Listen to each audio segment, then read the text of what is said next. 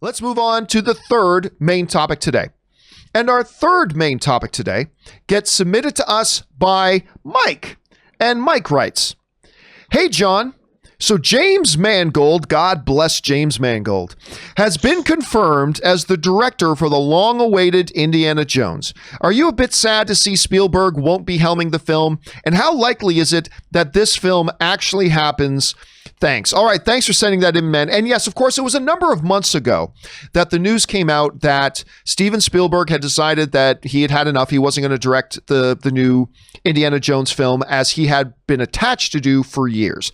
So he stepped away. At that time, the whispers started going around that James Mangold, director, of course, of Logan and the recent Ford v. Ferrari, Logan was the best film of the year, but that's my opinion, whatever. And Ford v. Ferrari was awesome. And he's directed other great stuff besides that as well. James Mangold's a fabulous director. The whispers came out that he was indeed in talks to take over the director's chair from Steven Spielberg, which is great. But now that's confirmed. Not only that, it sounds like he might actually be having a hand in writing the thing. And it sounds like they're going back to stage one on the writing of the script. But anyway, this comes to us from Screen Rant, who writes, "James Mangold is officially now confirmed to be directing Indiana Jones 5. Announced in 2016, the fifth Indiana Jones movie has gone through a tumultuous journey," that's an understatement, "on its way to starting production. After getting multiple script rewrites and being delayed twice from its original release date of July 2019, that means it was supposed to come out a year ago. They still haven't even started. They don't even have a script yet, and it was supposed to come out almost a year ago. The original release date of July 2019. The sequel was gearing up to finally begin shooting this spring, with Steven Spielberg once again directing, Harrison Ford in the lead role. Then back in February, Spielberg surprised the world by stepping down as a director, with James Mangold entering in talks to replace him. And now, of course, it is official. And I think it's great. Listen, if you're going to have to replace somebody like a Steven Spielberg, yeah, a guy like James Mangold is a guy you'd love to do that with. The problem, though, is that it's still, as great as James Mangold is, and he's great. I love him. Again, I thought Logan is a top 3 greatest comic book movie of all time, in my opinion. I thought it was the best film of the year it came out. It became the first comic book film in history to get an Oscar nomination for Best Screenplay. And then he followed up with Ford v. Ferrari, which got a Best Picture nomination. Fabulous. Mangold's great. It's very difficult, I got to admit, though, Rob, as a fan, to separate the idea of an Indiana Jones film that's not directed by Steven Spielberg. It's really, really hard for me to wrap my head around that, because Indiana Jones and Steven Spielberg has been the package deal since I was in grade school. Since I was a little kid. I still remember the first time I was in grade school, they brought our class into the library and we all sat down cross-legged in the library of our school because they wanted to show us a trailer for this new little movie coming out with Han Solo, and it's called Raiders of the Lost Ark. And we watched this trailer, and ever since then, Spielberg and Indy go hand in hand. And so it's kind of weird to separate that. The one thing that is very interesting to me, though, is the notion that Mangold is also stepping up and maybe getting his hands into the script. Now, he's an Academy level writer himself. So he sounds like he's actually going to make it his film. So I'm all for James Mangold doing it, even though obviously I would prefer it to be Spielberg. But Rob, the other question that that Mike asks, is the billion-dollar question. Is it even going to get made? And I have said now for a couple of years, I am absolutely in the camp of I'll believe it when I see it. I'll believe it when I see it.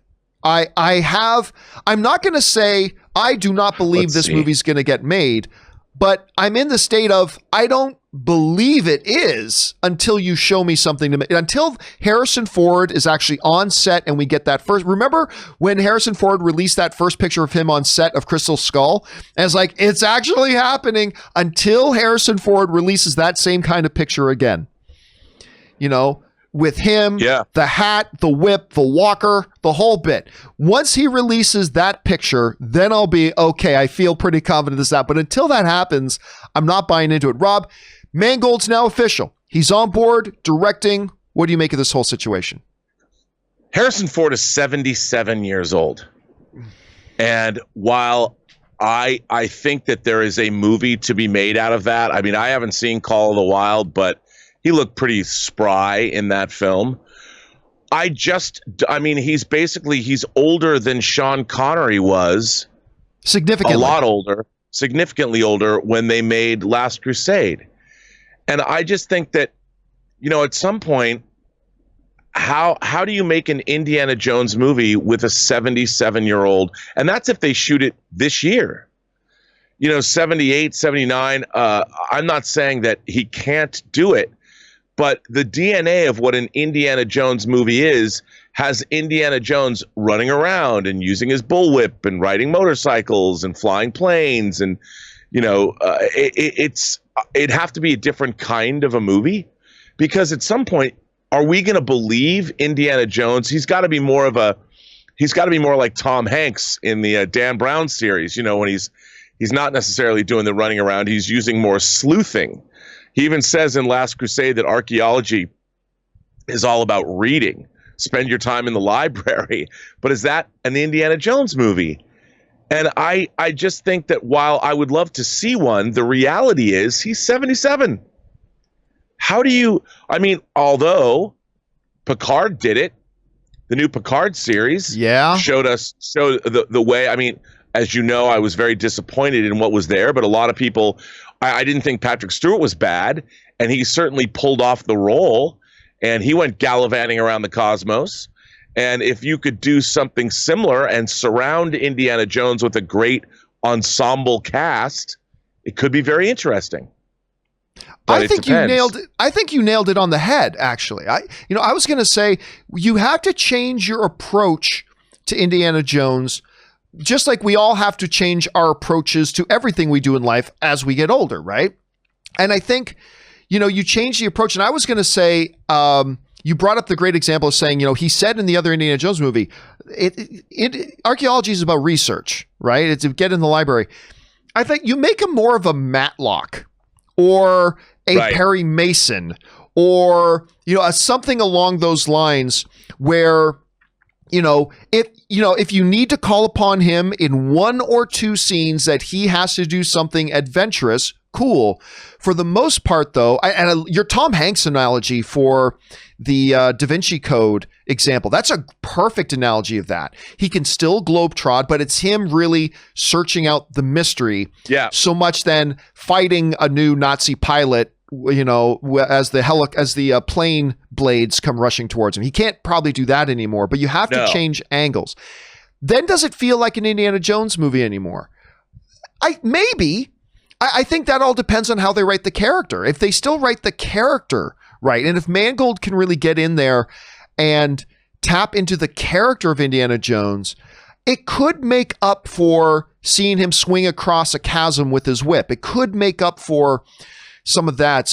But listen, I like you, I'm skeptical, but seeing that it's in the hands of a storyteller like a James Mangold, right, that gives me some optimism that he believes he can make a compelling story out of this with a 77, 78, 79. Maybe by the time we get to the premiere of Indiana Jones, it's going to be an 80-year-old Harrison Ford showing up at the premiere in his tux and everything.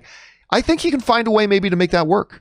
I do too. And I think if you look back, one of my favorite Westerns is a movie called The Professionals. That's basically about these aging gunfighters. I always thought that it would be a great premise or a great template to make a Star Trek movie about with the original series cast back in the day. And the idea that, you could take Picard in Picard, he had a quest. And, Indiana Jones goes on quests. And I think that it would be really interesting. Mangold is the perfect guy to deal with Indiana Jones, who's a man at the end of his career, certainly, maybe at the end of his life, who has a final quest to go on, a culmination of his entire life. And he needs help. He needs people. And you could introduce an interesting, I love ensemble quest movies. I love team movies. So he would have to build the team. And that's always fun. I always love movies that whether it's the Dirty Dozen or having to gather your members of your team. That's always so. That really is an allegory to Picard, because that's kind of what they did with Picard, where it's not just Picard, it's Picard then who gathered an assortment of characters around him. You think they could go that approach with an Indiana Jones? Yeah, or how I would think about Steven Soderbergh's remake of Ocean's 11. Yeah, Indiana Jones becomes Danny Ocean.